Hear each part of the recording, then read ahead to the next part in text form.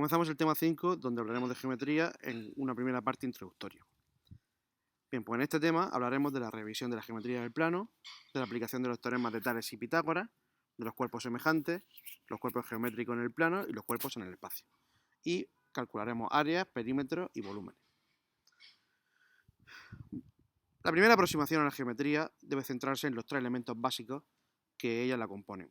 La geometría plana estudia las figuras planas, que tienen únicamente dos dimensiones, ancho y largo. Para comprender la geometría de manera más clara, tenemos que estudiar estos tres elementos que acabo de decir. Punto, recta y plano. El punto es el objeto fundamental en geometría. Representa solo una posición, no tiene dimensión. Es decir, ni largo, ni ancho, ni alto. Se representa por letras mayúsculas. Posteriormente, deberán introducirse sistemas de referencia para posicionar los puntos sin posibilidad de confusiones ni errores. El segundo elemento es la recta, que solo tiene longitud, no tiene ancho ni alto. Es un conjunto infinito de puntos que se extienden en una dimensión en ambas direcciones. Una recta se puede representar a partir de dos puntos, punto A y punto B, y uniéndola aparece la recta. Una semirrecta que empezase en A llegaría hasta B y se desplazaría hasta el infinito. Un segmento de recta es una porción de la misma, que tiene principio y que tiene fin. En este caso tenemos el segmento AB. El tercer elemento de geometría con importancia clave es el plano. Tiene ancho y largo, pero no tiene altura. Un plano es una superficie en dos dimensiones. Se puede pensar como un conjunto de puntos infinitos en dos dimensiones.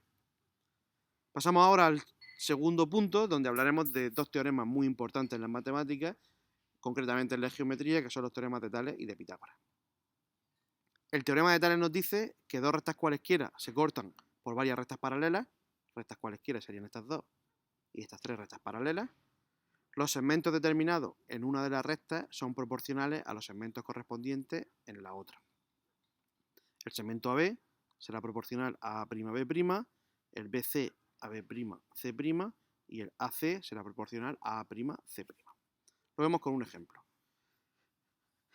Si tenemos las dos rectas que hemos comentado anteriormente y las rectas paralelas, sabiendo las dimensiones de estos segmentos, como sabemos que son proporcionales, podemos igualarlo y decir que 3 partido 2, este segmento partido este segmento, será igual a 6 partido x. Igualando las fracciones, podemos calcular la porción, el segmento que nos falta. El teorema de Tales tiene varias aplicaciones geométricas y a modo de ejemplo mostraremos una de ellas, que es la división de un segmento en tres partes iguales. Pues para dividir el segmento AB en tres partes iguales, primero tendremos que dibujar una semirrecta de origen en el extremo A del segmento. Después tomaremos como unidad cualquier medida, esta distancia puede ser la que nosotros elijamos, y dividimos en tres partes esa semirrecta. Por cada una de las divisiones de la semirrecta se trazan paralelas al segmento que une el último punto con B. Aquí. Y así, trazando cada paralela por los puntos que hemos marcado, tendremos la división del segmento en tres partes iguales. El teorema de Pitágoras, bueno, ya sabemos que es uno de los teoremas más importantes en matemáticas y conocido hasta por la gente que no está cercana a las mismas, ¿no? Decimos que en un triángulo rectángulo, el cuadrado de la hipotenusa, que es el lado más largo del triángulo rectángulo que está enfrente del ángulo recto, es igual a la suma de los cuadrados de los catetos, que son los otros dos lados del triángulo. Las aplicaciones del teorema de Pitágoras son múltiples, basándose la mayoría en el cálculo de un lado, la hipotenusa o el cateto, conocidos otros dos.